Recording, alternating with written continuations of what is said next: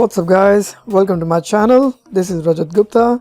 In today's video I'm gonna show you how to actually apply for your Indian passport while you are in US. So this video is actually only for my Indian friends and this is because I actually renewed my Indian passport from US. I live in California. But before proceeding this video, I would like to tell you that I've actually divided this video into two parts because this video was actually getting longer. I thought it would be easier to actually divide the videos in two parts. So do make sure to visit the second video also. The link for that I'll be putting in the description box. And as a short preview, I would be sharing a step-by-step complete process on how you can apply for your renewal of your Indian passport while you are in US, along with some of the problems that I actually came across while completing the application for myself, and some tips so that you don't face those problems. I would also be sharing the timeline of the process from the day I actually sent my package to use CKGS until the day I actually received my new passport. I would also be showing the final documents that I actually sent to in my package, the completed documents, so that you can actually compare your documents to my documents to see how similar or how different they look. So keep watching this video and I'll show you the complete step-by-step process in this part 1 and part 2. So let's get started.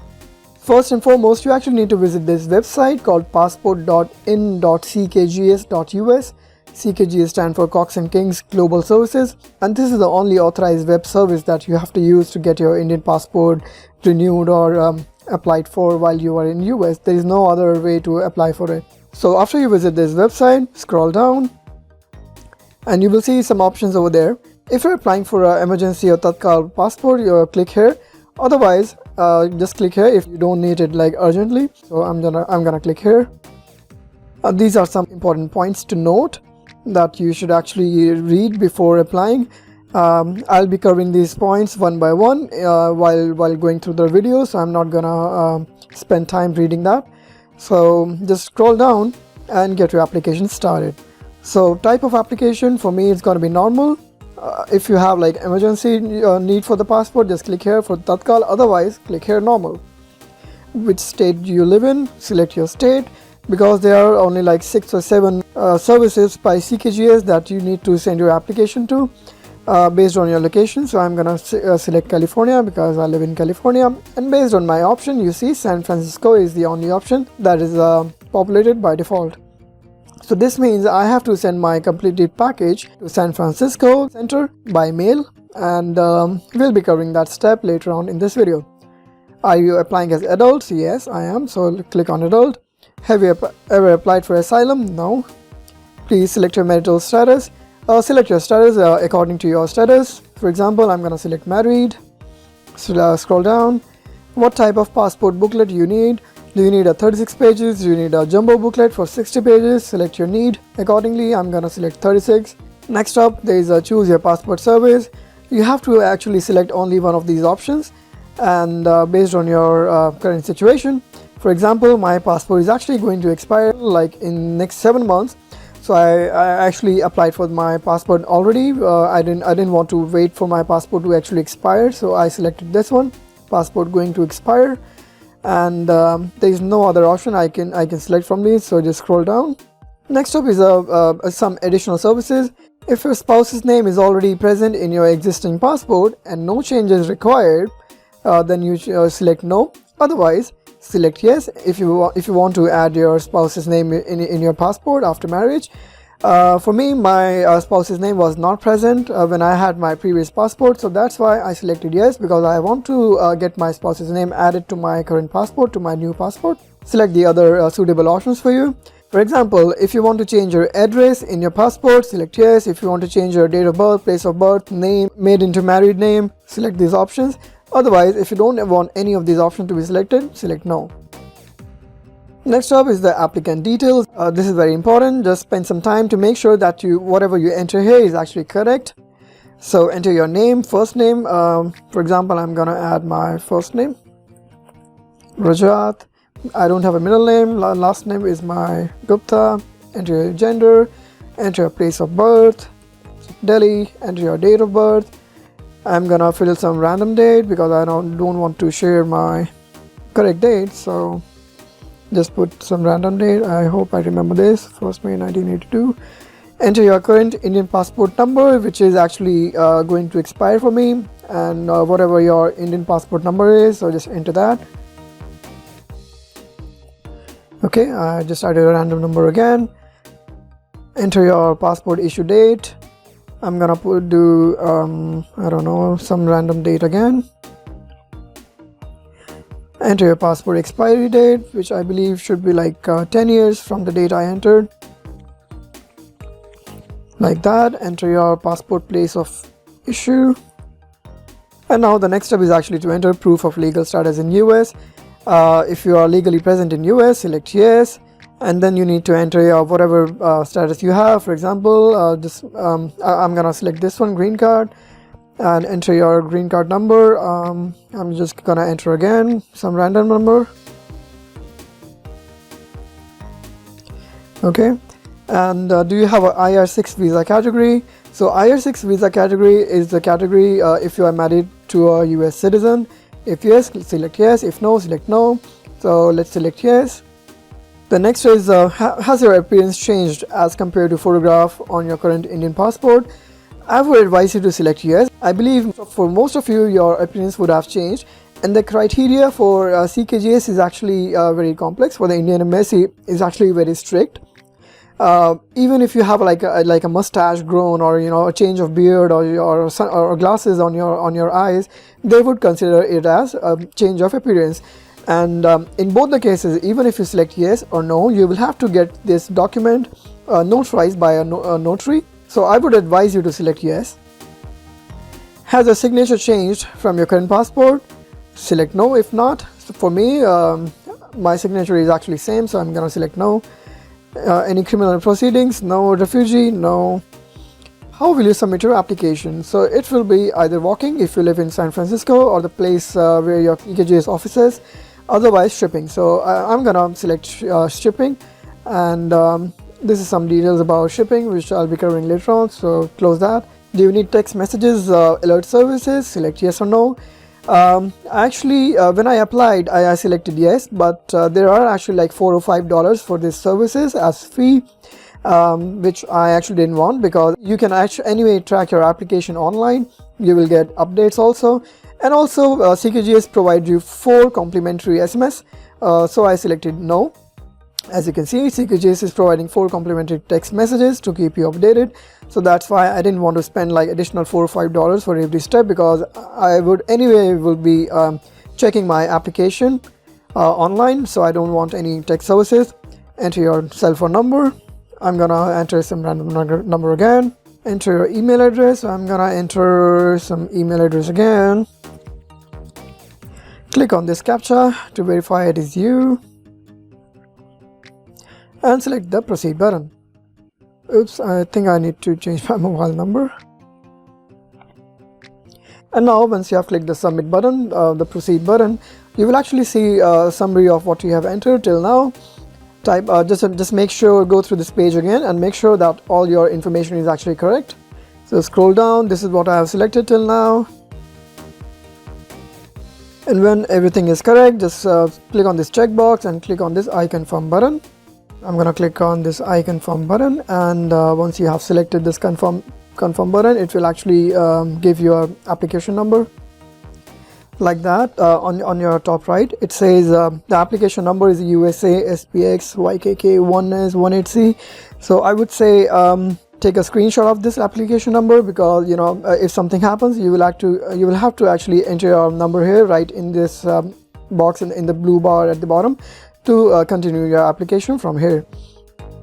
And you will actually also get a email notification having this confirmation number in your inbox as well. And now this is a 7-step process that you need to actually go through. The first step, you are actually currently here, first step, and one by one you will actually have to go through all these steps one by one. And here's a summary of your as you can see, $75 is for reissue of your Indian passport, $20 approximately $20 for your CKGS service fee, $2 for something else, convenience fee. Though this is $100 as of now, and based on your shipping and other things, your fees is gonna increase. One thing to note here is that the addition of spouse name after marriage is actually free. There is no charge for that, and you don't actually need to provide any documentation later on, which we'll be covering in later part of this video. I would also advise you to actually go through this document checklist one by one from here. This is a document checklist that you have to provide in original or in self-attested copy, whatever is that case. It will be actually listed here. Like this one is actually original and notarized. It's a change of appearance form that we discussed previously. And another good thing to note here is that you have to actually provide these documents in this order only. Like first you will have to present your Indian passport, second your photographs, third would be your payment receipt. So in this order you will have to actually package your documents, and you should not provide any extra document as listed from this checklist. They are actually really strict on that. Once you have done that, you have read it, click on this red button. Also go through this photo specification page. These are mostly similar for US visa specifications, like 2 inches by 2 inches on a white or light background. But there are some important things that I would actually tell you here, because I actually came across while applying for my application. They actually list you that you should actually wear only plain shirt. You should not wear any checked or any pattern design shirts while taking a picture. They are really strict on that. Your photo should be only in glossy, should not be matte. I know that US visa specification, they also accept matte photographs, but CKGS do not do that. So go through the specification also, and once you are ready, click on this continue button.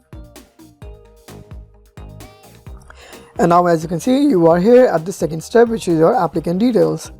And now let's get started with your second step. Applicant details. If you have any alias, click yes, otherwise no. Present occupation. Select your present occupation from you work in. For example, I'm gonna select IT engineer just as an example. Distinguishing marks if you have any, otherwise you can leave it blank. Date of leaving India. The first date that you actually left India for US. Residing at present address in US, since just put that date. So I'm actually staying at a new location, new place since January 1st, so I'm gonna select that. So actually you will have to provide the date in which the current address you are residing from. You don't need to provide any date for your previous addresses. Period of stay abroad. Just select the difference, like current date minus the date you left for US, like first time. For example, roughly I believe 5 years and 7 months. I'm not actually counting that, but be specific for for your details. And now next up is your family details. Full name of your father. Okay, full name of your mother. Full name of your spouse to be added to your passport, because this option is for me because I actually checked that box to add my spouse's name to my passport. So I'm gonna do that again. Okay, now next up is your address details. Present address in US. Print your current address, the address you are staying currently in US, and also make sure that you have some proof for that, like a leasing document, or maybe like your DL ID or government ID, or maybe like your utility bills or whatever address proof that you have. Just put that address here. I'm gonna put some random address again. Okay, enter some details. Okay, California, US, that's fine. Next up is your present telephone number, the phone number that you actually listed previously, and your complete permanent address in India. And the good thing to note here is that if you have changed your address in India, and if you're giving a new address than your currently listed address on your passport, you would actually need a proof for that. But I didn't do that because although I moved, but I didn't have a proof for that, so I actually gave my previous address only, which was currently listed on my passport. And another good thing to note here is that whatever address you put here, you won't be inquired for that. I know that when you apply for a passport in India, you would actually get someone to verify that even that if you live there or not, like a police verification. But for this case, it won't happen. And now the address you actually want to be printed on your Indian passport, new passport. So I actually selected US because I have the proof only for my US address and not for my India address. So I actually selected US. And now you actually need to put your 2 addresses for your relatives or friends in India, and it actually says that do not use any US or any country addresses. So make sure you have someone, some friend or relative who are living in India. I'm gonna put some random name again. It doesn't matter what city they live in as long as they are in India. Similarly, I'm gonna do that for my second relative.